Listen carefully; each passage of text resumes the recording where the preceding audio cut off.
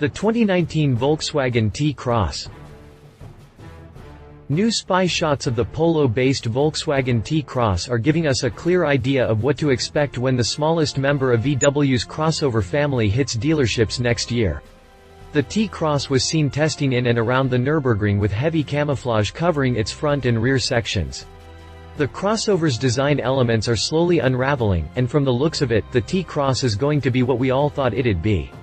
It's a high-riding Volkswagen Polo with some design elements culled from its big brother, the T-Roc.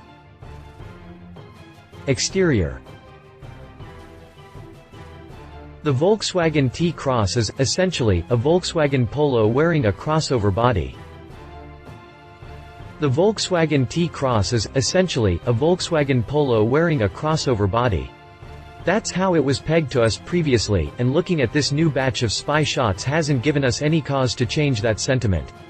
The T-Cross is a small crossover, but it does draw a handful of styling cues from its big brother, the T-Roc. We don't get to see what the front and rear sections look like clearly, blame the swirly camos for that, but we do get a good view of the rectangular lights adorning the front end. It's unclear if those lights are the final production versions, though if you look closely at them, they have a different configuration from the ones Volkswagen uses on the T-Roc. It could be that, or it could be the way Volkswagen cut that camo to make it look like the T-Cross is sporting those 90s-looking headlights. The crossover is said to have headlamps that integrate into the front grille, so don't be surprised to find out that VW is playing mind games with us. Everything else about the front section of the T-Cross appears to fit into what an entry-level crossover should look like. The body is straight to the point and straightforward, exactly what this model is being built up to be. Interior. Note 2018 Volkswagen Polo interior pictured here. There are no shots of the interior here, so our best bet at the moment is to speculate on this section.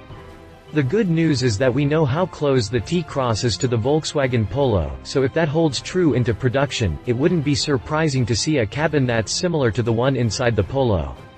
That could mean a number of different things, but our best bet is that Volkswagen is going to put a premium on style over function considering the market the T-Cross is entering. Expect plenty of colors to be offered, particularly on the dashboard and center tunnel. A good amount of trim options could also be made available, as will an all-digital display, at least on upper-spec trim levels. Premium materials could also be offered, but those are likely to be options for those who can afford them. Drivetrain. The Volkswagen T-Cross will come with a good number of engine options, beginning with a base unit that's powered by a 1.0-liter. Just like the Polo, the Volkswagen T-Cross will come with a good number of engine options, beginning with a base unit that's powered by a 1.0-liter TSI. It produces just 108 horsepower. A similar displacement unit with 93 horses could also be in the mix, as is a slightly larger 1.2-liter with only 88 horsepower on tap. Those who are looking for more power can also opt for the more capable 1.4-liter TSI mill with 147 horsepower in the mix, or the range-topping 1.8-liter TSI that can produce as much as 189 horsepower. Outside of the engine options, all versions of the T-Cross are expected to come with front-wheel drive. All-wheel drive versions with Volkswagen's trademark 4Motion system could be available, but if they do, they're likely going to come in the form of options, more than anything else. If there's one thing we can glean out of the T-Cross, it's that this crossover is going to be offered to the masses, regardless if it has front-wheel or all-wheel drive. Prices. The Volkswagen T-Cross is pegged as an entry-level model. As such, it's going to be priced that way. Don't expect exact pricing figures to be announced anytime soon, but we can speculate on how much the crossover is going to cost by isolating it between the prices of the Polo and the Tiguan, the latter being the model that's going to sit directly above the T-Cross. These days, the Polo starts at around $16,000 while the Tiguan will set you back at least $24,850. Use these prices as benchmarks and you come to an educated assumption that the T-Cross will likely carry a starting price of around $18,000 and go up from there depending on the version. The top spec variant could even fetch as much as $25,000 when all is said and done. Competition. Honda HR-V. Once the Volkswagen T-Cross hits the market, it's not going to have any shortage in competitors. One of its biggest rivals is expected to be the Honda HR-V. It shares similar roots as a crossover that was built on the underpinnings of another small model, the Honda Fit in the case of the HR-V. It also carries similar powertrain options. The HR-V, for example, comes with a 1.8-liter four-cylinder that delivers 141 horsepower and 127 pound-feet of torque. Over in Europe, the engine options include a 1.5-liter that produces 128 horsepower and 114 pound-feet and a 1.6-liter diesel that offers 118 horsepower and 221 pound-feet of torque. Pricing for the HR-V starts at $19,125, right around our expected starting price for the T-Cross. Read our full review on the 2018 Honda HR-V. Toyota Sea-Hour.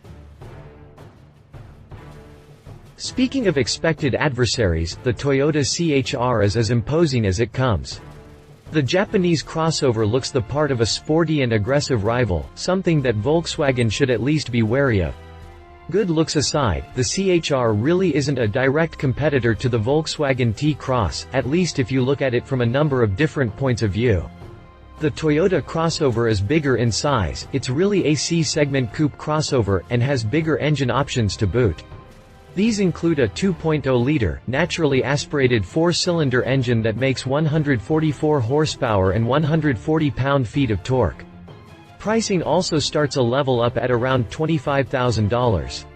I included the CHR here because it does answer one fundamental question that buyers in this segment routinely ask themselves.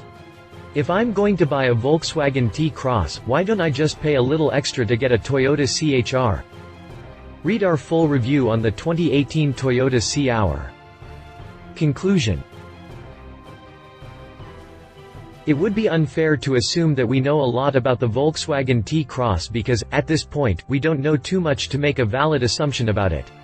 But it is happening, and we're excited to see how Volkswagen navigates around the difficulties of packing the model as an affordable alternative to bigger crossovers and SUVs.